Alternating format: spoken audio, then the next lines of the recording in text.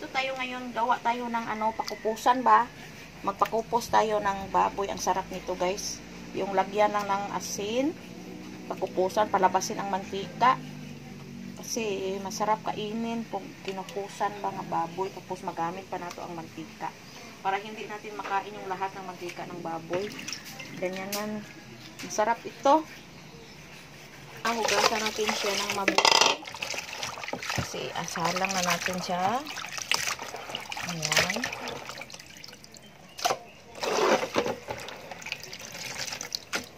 Nagpusa natin ulit para malinis talaga ang ating karne. Makukuha yung mga niya, yung mga langsa-langsa niya dyan. Ayan. So ngayon, lagay na natin siya sa ating kalaha. Ayan. Ano natin? Yan ngayon, lagyan natin siya ng kunting asin, pampalasa. Lagyan natin siya ng pampalasa para masarap din ang ating niluluto. Ngayon, imikos-mikos na natin ang ating pakupusan na baboy. Yan, para ma-mix ang kanyang ma-absorb ang kanyang sabor sa ating karne. Mikos-mikos lang natin. Yan, hintayin lang natin na kumulo yan. Okay natin, imikos-mikos natin. Kasi kumukulo na siya. Yan. Para mahubas ang kanyang tubig. Maghubas ang tubig niya. Yan. Yan. Hintayin na lang natin siya na maghubas ang kanyang tubig. Yan muna yan. Pinakupusang baboy. Yan. Wala nang sabaw ang tubig niya. Naubos na po. So, ito, unti-unti nang lumabas ang kanyang mantika. Masarap po ito, guys. Masarap po ito. Pag makuha na yung mantika, tapos mag-crispy na siya. Ito po ang ginagawa ko. Tapos may mantika pa. Magagamit pa natin ang mantika sa ating mga niluto. Masarap din ang mantika ihalo sa rice. Yung lagyan mo ng tuyo. Yan. Basta mantika sa baboy, masarap yan. Ito na, mikos-mikos na natin ang ating pinakupusang baboy na masarap po ito. Lumabas na ang kanyang mantika ito. Yan, masarap po ito guys.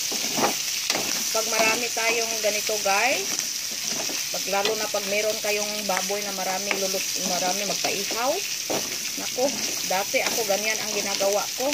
Maglagay ako sa garapon ng mga baboy na may mantika, pinakupusan ko. Naku, ang sarap. Tapos hindi ito mapapanis. Pag ganito ang ating lulutuin, kahit ilang araw, hindi mapapanis kasi walang tubig. Nakuha ang kanyang mga mantika. Yan. At saka may timpla ito masarap ito. Yan. Pinakupusan. Hintayin natin na mag-golden brown gid siya guys, kay crispy. Masarap pag mag-golden brown siya. Golden brown gid naton. Maluto siya nga kauno na to crunchy, malutong. Yan, sarap ito. Ating pinakupusan guys, lumabas na ang kanyang mantika at saka nag-brown na siya. Yan. Yan, sarap nito Tikman natin ang isa na nag-brown na siya, na golden brown. Tikman natin ka lang. Ayan, ito. Ang sarap. Sarap po.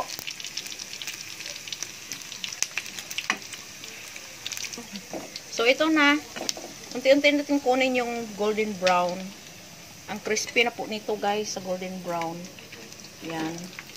Kunin natin yung mga golden brown na. Iwan natin yung mga medyo maputi-puti pa. Yan, ito po, Yan, sarap nito, guys. Yan. Sarap po nito. Sinong nakatry na nitong magluto. Wow, very simple. Very simple lang po ito pero masarap. Yan kasi at saka nakukuha yung mga mantika niya sa ating karne. Yan ito mantika. Pwede na itong maluto, malagay sa ating mga niluto or natin sa rice, lagyan ng toyo. Yan, lagyan natin ng toyo. Sarap ito. Yan, ito na off na natin. Ito na lang ang natira. Lutong-luto na po ang ating pinakupusang baboy na may ano po. Ito lang, simpleng-simple lang, pero masarap po ito, guys. Yan, masarap. Sino na nakatikim nito? Sino nakatry magluto nito? Nakatry na ba kayo, guys, magluto ng ganito, guys? Ang sarap, di ba? Yan, sa mga nakatry dyan, alam nila kung gaano kasarap ang baboy ganito pagluto. Kahit simpleng luto, pero masarap po ito. Paborito ng mga bata po ito, guys. Yan, kumakain mga bata nito. Ito ang niluluto ko sa aking mga anak. Yan. Thank you for watching, guys. Bye-bye. Let's eat.